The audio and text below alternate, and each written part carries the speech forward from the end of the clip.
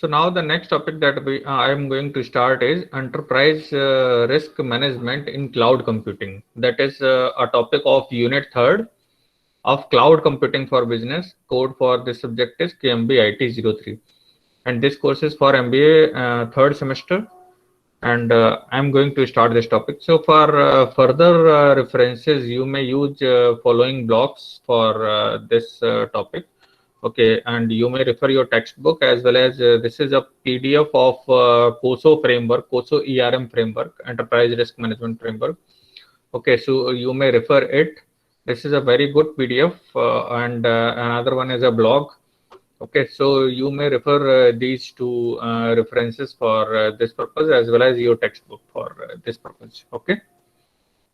So now the topic is enterprise risk management in cloud computing. Okay, so we have discussed a lot about the enterprise risk management. What is risk management? How to assess the risk? Okay, and there are multiple types of risk, like assignable risk are there, natural risk are there. Okay, so you need to focus, means to identify the critical opportunities and challenges in forms of risk, and after that mitigate, strategize, means make a strategy to mitigate those risks. Okay, so that is known as the enterprise risk management. So here we will see the uh, basically implication or application of enterprise risk management in cloud computing. Okay. So, the beneficial role of cloud computing in the enterprise risk management architecture may best be perceived through the optimization of organizational governance, risk, and compliance activities. Okay, we have talked a lot many about the governance. Okay, information security governance I have talked in last lecture. So, what is governance basically? Means uh, consolidating all the rules to govern something है ना, basically that is known as the governance. So you need to focus on governance, risk, and compliance activities. Okay, so you need to optimize those activities. अगर आपको कह सकते हैं कि ज़्यादा से ज़्यादा बेनिफिट चाहिए, तो basically you need to optimize organizational governance, risk, and compliance activities. Okay, so these activities are known as the GRC activities. Basically, GRC means G for governance, R for risk, and C for compliance. Okay, what is compliance? Compliance is means following some certain standards, है ना, industry के कुछ norms follow कर रहे हैं, या कुछ certain regulations, rules and regulations उनको फॉलो कर रहे हैं. जैसे आईएसओ फॉलो कर रहे हैं क्वालिटी के लिए, तो आईएसओ 9001 लेते हैं. ठीक है, अगर इंफॉर्मेशन सिक्योरिटी का स्टैंडर्ड फॉलो करते हैं तो आईएसओ 27000 लेते हैं. ठीक है, अगर एनवायरमेंटल प्रोटेक्शन के लिए कोई हम कह सकते हैं गाइडलाइंस फॉलो करते हैं तो आईएसओ 14000 लेते हैं. इसी तरीके से आईएसआई मार्का होता है, सेफ्टी मार्का, और प्योरिटी के लिए कुछ अलग टेस्ट होते हैं जो कि हम कह सकते हैं स्टैंडर्ड्स होते हैं, वो हम फॉलो करते हैं. ठीक है, एफएसएसएआई के नॉर्म्स फॉलो करते हैं जब हम कोई होटल इंडस्ट्री या कुछ फूड आइटम्स हम डिलीवर करते हैं तो. ठीक है, तो that is known as the compliance. Compliance means a set of standards that we are following in different type of industries. Okay, and governance क्या होता है? वो प्रैक्टिसेस जो कि गवर्न करने के लिए काम में आती हैं. ठीक है, all such practices that are basically related with the governing something, है ना, governing organization, governing something, that is known as the governance. And risk basically कि कौन कौन से threats हैं organization से related.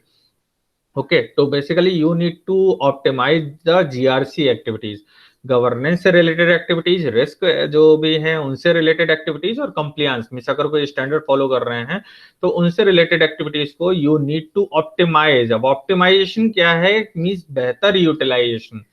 ऑप्टिमम इफिशियंसी क्या होती है? कि कम से कम रिसोर्सेज में ज्यादा से ज्यादा इफिशियंसी गेन की जाए. ठीक है, तो रिस्क को किस तरीके से, रिस्क का इम्पैक्ट कम किया जाए, किस तरीके से गवर्निंग प्रैक्टिसेस. देखिए, अगर जरूरत से ज्यादा लेंदी कह सकते हैं, जैसे मैं वैसे तो देखिए बहुत सारे ऐसे ऑर्गेनाइजेशन होते हैं जहां पर जो सेट ऑफ रूल्स हैं वो बहुत लिमिटेड हुआ करते हैं, लेकिन आप देखिए तो उन रूल्स को फॉलो बहुत स्ट्रिक्टली किया जाता है. तो that is I think a good governance. ठीक है, इसमें मैं एग्जांपल देता हूँ, जैसे दुबई है. ठीक है, तो दुबई में जैसे रूल्स हैं या जो लॉज हैं, है ना, तो वो जो क्रिमिनल एक्टिविटीज के अगेंस्ट हैं वो इतने ज्यादा स्ट्रिक्ट हैं कि वहां पर कोई भी इस तरीके की जो क्रिमिनल एक्टिविटीज हैं या क्राइम रेट है वो कम है। ऐसा नहीं है कि वो शुरू से ही था, उसको धीरे धीरे करके इम्प्लीमेंट किया गया, ठीक है। और वो बहुत सारे ऐसे ऐसे कह सकते हैं कंट्रीज हैं, जैसे सिंगापुर का आप केस स्टडी पढ़िए, है ना। तो वो सब क्या है कि गुड गवर्नेंस प्रैक्टिसेस को अप्लाई करके उन्होंने अपने मॉडल को ही बदल लिया। ज्यादा आप दूर क्यों जा रहे हैं, भूटान को ही देखिए, है ना। भूटान ने बहुत ज्यादा कुछ नहीं इम्प्लीमेंट किया, ठीक है। एक तो निगेटिव कार्बन पर फोकस किया, दूसरा हैप्पीनेस इंडेक्स पर फोकस किया, और सिर्फ इन दोनों को ही इंप्लीमेंट करके उसने देखिए तो अपने आप को एक अच्छा टूरिस्ट डेस्टिनेशन के तौर पर पिछले 2 डिकेड्स में अपने आप को डेवलप कर लिया, ठीक है। निगेटिव कार्बन फुटप्रिंट है। तो कह सकते हैं कि अगर गवर्नेंस की बात करें तो जरूरी नहीं है कि आप जो है लेंदी प्रैक्टिसेस लेकर के या बहुत ज्यादा सेट ऑफ रूल्स लेकर के और आप गवर्नेंस करने जाएं, तो जरूरी नहीं है कि उससे आप इफेक्टिव गवर्नेंस इंप्लीमेंट कर पाए। यू नीड टू कह सकते हैं इम्प्लीमेंट फ्यू रूल्स, लाइक जैसे जब हमारी मोदी गवर्नमेंट आई तो मोदी गवर्नमेंट ने सबसे पहले जो कह सकते हैं इलेक्शन जीतने के बाद और कुछ टाइम बीतने के बाद आप देखिए तो जो स्वच्छता को लेकर के उन्होंने अपना डेडिकेशन दिखाया है, तो उससे काफी हद तक हमें कह सकते हैं कि अभी आज के टाइम में जो कोविड-19 पैंडेमिक है, तो बेसिकली अगर हम क्लीनलीनेस रखते हैं और साफ सफाई से रहते हैं, ऑर्गेनाइज तरीके से रहते हैं, तो that would be better for us. तो इसी तरीके से कहा जा सकता है कि अगर हम ऑप्टिमाइजेशन की बात करें तो ऑप्टिमाइजेशन क्या है कि कम से कम सेट ऑफ रूल्स को आप कितना इफेक्टिवली फॉलो कर पाते हैं, है ना। ज्यादा सेट ऑफ रूल्स रहेंगे तो पता चला कि आप उन सब के रूल्स के बीच में ही बंधे रह जाएंगे, ठीक है। तो you need to apply the optimisation of governance practices, you need to optimize the risk part. Optimize means minimizing the impact of those risk and compliance. अब देखिए जरूरत से ज्यादा अगर compliance जैसे होता है ना कि ease of doing business, तो इंडिया की रेटिंग पहले इसमें 139 के आसपास, ऐसी 130s में हुआ करती थी, और अब आप देखिए तो 60 से 70 के बीच, 67 है शायद रैंकिंग, और ऐसे ही ऊपर की तरफ मूव कर रहे हैं, ठीक है। तो बेसिकली क्या है कि जो आज अभी की जो गवर्नमेंट है, आप देखिए तो कई सारी उन्होंने स्कीम्स लॉन्च की हैं जो एंटरप्रेन्योरशिप को काफी ज्यादा प्रमोट करती हैं, ठीक है। ईज ऑफ डूइंग बिजनेस को काफी ज्यादा फैसिलिटेट करती हैं, ठीक है। तो मीन्स अगर आप बहुत ज्यादा स्टैंडर्ड्स पर बंधे रहेंगे ना, अगर कह सकते हैं बिजनेस शुरू करने के लिए आपको जैसे कुछ कंट्रीज हैं वहां पर कुछ ही लिमिटेड रूल्स हैं ना, उनको फॉलो करिए जो ईज ऑफ डूइंग बिजनेस में है, ठीक है, टॉप रैंकिंग में है। तो वहां पर बहुत ज्यादा रूल्स नहीं है या बहुत ज्यादा स्टैंडर्ड्स नहीं है जो कि आपको फॉलो करने हैं, ठीक है।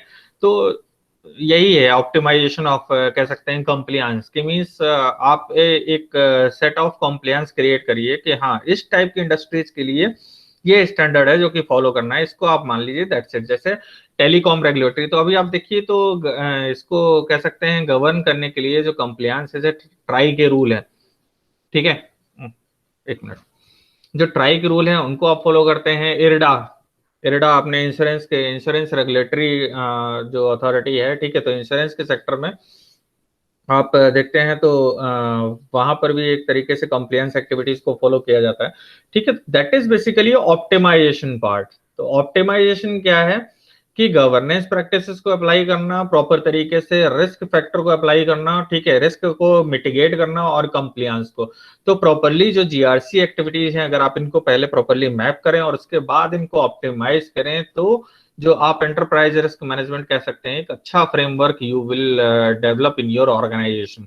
अब क्लाउड कंप्यूटिंग में जो सबसे बड़ा चैलेंज आता है ना, वो ये आता है कि आपका क्लाउड सर्विस प्रोवाइडर का जो आपके ऑब्जेक्टिव है और आपके क्लाउड सर्विस प्रोवाइडर के ऑब्जेक्टिव है वो किस लेवल तक मैच कर रहे हैं। अभी हम आगे जैसे डिस्कस करेंगे कोसो फ्रेमवर्क के बारे में भी बात करेंगे, तो कोसो फ्रेमवर्क में हम अल्टीमेटली देखेंगे लास्ट में कि जब क्लाउड कंप्यूटिंग मतलब इसमें क्या है कि इसमें आप अकेले ऑर्गेनाइजेशन नहीं है जो आपको एंटरप्राइज रिस्क मैनेजमेंट अप्लाई करना है, बल्कि आपको अपने ऑर्गेनाइजेशन के साथ साथ कह सकते हैं अगर आपका क्लाउड सर्विस प्रोवाइडर भी आप ही के इनलाइन ऑब्जेक्टिव रखता है तब तो ठीक है, या आपके हिसाब से अपने आप को कह सकते हैं चेंज कर सकता है तो ठीक है। अदरवाइज फिर वहां पर जो एंटरप्राइज रिस्क मैनेजमेंट है इसको अप्लाई करना बहुत टफ हो जाता है, ठीक है। तो अभी हम इस पर आगे बात करेंगे। तो cloud computing can reduce the overall degree of complexity involved with most on-premises physical computing and information storage operations by simplifying data center operations, enhancing resource utilization and providing alternative backup and disaster recovery tools that otherwise may not be available under one single technological form platform.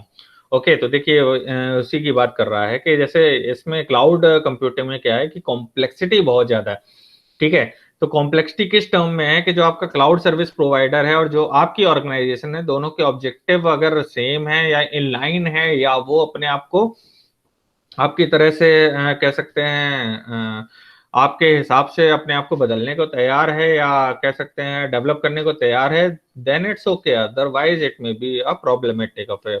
Okay तो cloud computing can reduce the overall degree of complexity involve. अच्छा, basically क्या है कि cloud computing एक ऐसा infrastructure आपको provide करता है, ठीक है, जो कि ओवरऑल कॉम्प्लेक्सिटी को आपको कम कर देता है। ओवरऑल कॉम्प्लेक्सिटी किस फील्ड में आपको फेस हो सकती है, जैसे डेटा सेंटर स्टैब्लिश कर रहे हैं, अपना डेटा खुद मैनेज कर रहे हैं, डेटा वेयर हाउसिंग कर रहे हैं, डेटा माइनिंग कर रहे हैं, डेटा एनालिटिक्स अप्लाई कर रहे हैं, ठीक है। तो वो सब head cloud computer service provider की, सीएसपी जो क्लाउड सर्विस प्रोवाइडर है वो अपने ऊपर ले लेता है, ठीक है, क्योंकि वो उसका एक्सपर्ट है और आप अपनी कोर कंपिटेंसी पर फोकस कर पाते हैं, ठीक है। तो बेसिकली अगर आप क्लाउड कंप्यूटिंग की तरफ जाते हैं तो it will reduce the overall degree of complexity involve with most on premises physical computing and information storage operations by simplifying data centre operations, ठीक है। तो किस तरीके से इन कॉम्प्लेक्सिटी को हटाता है, by simplifying data centre operation, data centre operations को कह सकते हैं सिंप्लीफाई करता है, एनहेंस करता है रिसोर्स यूटिलाइजेशन को, and providing alternative backup. Alternative backup means scale up scale down करने के लिए डिजास्टर रिकवरी टूल। जैसे मैंने बताया था कि जैसे अगर कोई डिजास्टर ऑकर करता है तो आप क्या करते हैं, अपने डेटा सेंटर का जो डेटा है वो एक जगह पर रखने की बजाय अलग अलग डेटा सेंटर पर या अलग अलग लोकेशन पर आप स्टोर करके रखते हैं, ठीक है। तो disaster recovery tools that otherwise may not be available under one single technological form. So this is the real challenge while matlab dealing with this cloud computing. Consequently, specific GRC solution that play a critical role in organizational ERM activity can be offered and assessed globally based on a specific need of organization while maintaining the much needed scalability and security to maintain a competitive edge. अच्छा, आज के time में जो कह सकते हैं era है, that is the era of globalization, ठीक है। तो ग्लोबलाइजेशन प्रैक्टिसेस में अगर हम देखें तो ये जो इंटरनेट, क्लाउड कंप्यूटिंग और ये जो फर्दर हम कह सकते हैं टेक्नोलॉजी में जो डेवलपमेंट हो रहा है, यही एक इनेबलर की तरह काम कर रहे हैं, जो कि हमें एक ऐसा एटमॉस्फेयर प्रोवाइड कर पा रहे हैं कि हम कहीं से भी अपने ऑर्गेनाइजेशन का डेटा और जो प्रोसेस है उसको हम कहीं से भी एक्सेस कर सकते हैं, किसी भी टाइम रियल टाइम बेसिस पर हम व्यू कर सकते हैं, देख सकते हैं, उसके लूप होल्स को आइडेंटिफाई कर सकते हैं। तो that is possible just because of implementing this cloud computing. और अभी आगे आने वाला टाइम में जैसा हम देख रहे हैं कि कॉग्निटिव क्लाउड कंप्यूटिंग जिस तरीके से डेवलप हो रहा है ना, तो cognition is basically creating a sense in cloud computing means all the things, जैसे इंटरनेट ऑफ थिंग्स है ना, कि बेसिकली आपकी सारी चीजों को समझ करके और खुद ही लर्निंग को डेवलप करता है। उसी तरीके से जो आपका कह सकते हैं कॉग्निटिव क्लाउड कंप्यूटिंग है, तो it is related with this sensory part means जो सारा, अगर मान लीजिए कुछ रिस्क मैनेजमेंट का कुछ इम्प्लीकेशन होने वाला है, ठीक है, तो पैटर्न को नोट करके उसके बेसिस पर वो कह सकते हैं कि इट में suggest the remedial action to you. Okay, so consequently the specific GRC solution that play critical role in the organizational ERM activity can be offered and assessed globally based on the specific need of organization and while maintaining the much needed scalability and security to maintain a competitive edge, ठीक है। तो basically ये कह सकते हैं कि अगर आपने प्रॉपरली और सही तरीके से आपने जीआरसी एक्टिविटीज को मैनेज कर लिया है तो it will play a critical role in your ERM activity, okay, और जो कि आपको कह सकते हैं कॉम्पिटिटिव एज प्रोवाइड करेगा by providing scalability and security. Okay, that is best part of cloud computing. Okay, so this is basically the introduction part of enterprise risk management in cloud computing. Okay, another point for this is by developing appropriate cloud computing solution, computer and storage resources become rather instantly available on demand. Okay, तो अगर आप proper कह सकते हैं appropriate cloud computing solution को deploy करते हैं या कंप्यूटर या स्टोरेज रिसोर्सेज को, तो it would become instantly available on demand. जैसे आजकल मैं कहता हूं कि जैसे हमारे पास हम क्या यूज करते हैं, पहले के अगर हम सिस्टम के ऑर्गेनाइजेशन को देखें तो क्या होता था कि जो कंप्यूटिंग सर्विसेज हैं या कंप्यूटिंग कह सकते हैं फैसिलिटी है, वो ऑर्गेनाइजेशन को खुद प्रोवाइड करनी पड़ती थी, है ना। लॉट मैनी कह सकते हैं डेस्कटॉप डिप्लॉय किए जाते थे, बड़ी बड़ी कह सकते हैं कि सारा सिस्टम इंफ्रास्ट्रक्चर वगैरह सब कुछ आपको खुद ही डेवलप करना होता था, ठीक है। लैब्स मेंटेन करनी होती थी, और इवन कह सकते हैं कि अगर ईआरपी वगैरह कुछ इम्प्लीमेंट करना है तो फर्दर हमें हर एक डेस्क पर कह सकते हैं डेस्कटॉप होना चाहिए, इंटरनेट कनेक्शन होना चाहिए, ईआरपी सिस्टम होना चाहिए। तो कह सकते हैं लॉट मैनी जो कॉस्ट थी वो इनकर होता था, टाइम इनकर होता था, एफर्ट इनकर होते थे, ठीक है। आज के टाइम में अगर हम सही क्लाउड सर्विस सॉल्यूशन या क्लाउड कंप्यूटिंग सॉल्यूशन के तरफ जाते हैं, तो ये क्या है कि बेसिकली हमारी काफी सारी एक्टिविटीज को अब ऑप्टिमाइज कर देता है। हमें ना तो अपना in house data centre store करने की जरूरत है, ना ही अब हमें डिस्प्ले डिवाइसेस, जो भी हमारी डिस्प्ले डिवाइसेस जैसे मोबाइल है या लैपटॉप है, हम उसी से कहीं से भी एक्सेस कर सकते हैं। तो that is the plus point. Okay, so cloud computing terminates the need of lease brick and mortar hardware. तो अगर क्लाउड कंप्यूटिंग को हम डिप्लॉय करते हैं, तो जो पहले हम ब्रिक एंड मोर्टार कह सकते हैं कि जो हम हार्डवेयर वगैरह हम इस्तेमाल करते थे, या फिजिकल फैसिलिटी डिप्लॉय करते थे, या employ and train more on site human resource to ensure the compliance, ठीक है। तो जो लोग थे उनको हम ट्रेन करते थे किस तरीके से ईआरपी यूज करना है, किस तरीके से जो कंप्लायंस है हमें उसे फॉलो करना है, ठीक है। तो वो सब आप कह सकते हैं कि खत्म हो गया है by deploying this cloud computing part. Okay, and by keeping the cost down, the right adoption plan can make the GRC a unified, transparent, and global effort on the part of organizations to maintain compliance and manage risk while remain strategically competitive and economically sustainable, ठीक है। तो इस तरीके से हम क्या है कि बेसिकली कॉस्ट को अपनी कम कर पाए हैं, ठीक है। सही एडॉप्शन किसका, जीआरसी का, ठीक है, गवर्नेंस प्रैक्टिसेस का, रिस्क का और कंप्लायंस का, by deploying this cloud computing, ठीक है। तो हम अपनी कॉस्ट को कम कर पाए हैं, और कहीं ना कहीं टाइम और एफर्ट्स को भी हम सेव कर पाए हैं, रादर देन मतलब अगर हम ट्रेडिशनली जो हम क्लाउड नहीं यूज करते थे उस टाइम के मुकाबले, ठीक है। तो इट इज कह सकते हैं while remaining strategic, competitive and economically sustainable. तो ये जब क्लाउड कंप्यूटिंग हमने डिप्लॉय किया, तो it provides us the competitive edge well as, मुझे लगता है कि हम इकोनॉमिकली ज्यादा सस्टेनेबल हो गए हैं by using this cloud computing. Okay, so when planned, deployed, and managed appropriately, cloud computing empowers organizations to adopt viable ERM architectures and best practices by rationalizing and or re-engineering GRC business processes, specialization of resources, enhancement of information and data management, as well as the reduction of potential and existing impediments associated with legacy IT investment. तो जो हम पुराने कह सकते हैं IT investment में जो हम कॉस्ट, टाइम और एफर्ट इनकर करते थे, तो वो सब क्लाउड के आने से, इफेक्टिव जीआरसी के इम्प्लीमेंटेशन से वो सब ऑप्टिमाइज हो गया है, या एफिशिएंटली हम उसका यूज कर पा रहे हैं। तो that is the plus point of deploying ERP, ERM, है ना, enterprise risk management in cloud computing. Okay, so this is the introduction part of cloud computing. लेकिन ये है कि अगर हम ईआरएम को इम्प्लीमेंट करने जाएं क्लाउड कंप्यूटिंग में, तो एक जो सबसे बड़ा रिस्क या सबसे बड़ा थ्रेट है वो ये है कि जो आपका कह सकते हैं जो आपका ऑब्जेक्टिव है वही आपके क्लाउड सर्विस प्रोवाइडर का भी होना चाहिए, that must be in line, ठीक है। तो that is the major challenge in this field, ठीक है। इसमें मैं आपको जैसा एग्जांपल देता हूँ कि अभी आज के टाइम में हम प्राइवेट क्लाउड की तरफ जाते हैं, है ना। तो प्राइवेट क्लाउड हम क्यों प्रेफर करते हैं, जब हमें लगता है कि हमारे ऑर्गेनाइजेशन का जो भी डेटा है वो कॉन्फिडेंशियल है और इसे हम किसी और के साथ शेयर नहीं कर सकते हैं, तो हम क्या करते हैं, प्राइवेट क्लाउड सर्विस प्रोवाइडर को हम प्रेफर करते हैं, ठीक है। अब प्राइवेट क्लाउड सर्विस प्रोवाइडर भी अगर ऑब्जेक्टिव रखे कि हाँ वो आपको सेफ सर्विसेज प्रोवाइड करेगा, एनी हाउ किसी भी तरीके से आपका कंप्यूटर या कोई भी आपके कह सकते हैं क्लाउड सर्विस प्रोवाइडर का जो उसने डेटा सेंटर स्टैब्लिश किया है